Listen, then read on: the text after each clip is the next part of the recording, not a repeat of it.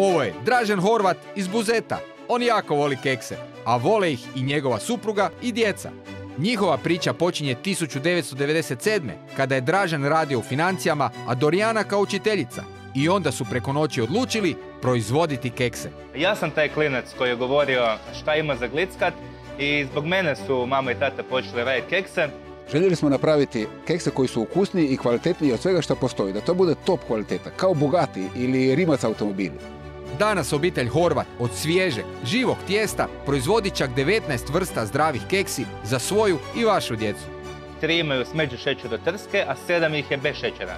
Sa čokoladom, sa kokosom, sa zobenim pahuljicama, sa cimetom, sa džumbirom i čija sjemenkama, sa vlaknjima iz korijena cikorije. Dođite u Spar, probajte naše kekse. Život će vam biti slađi i to bez šećera. Da, domaće. Spar, Interspar.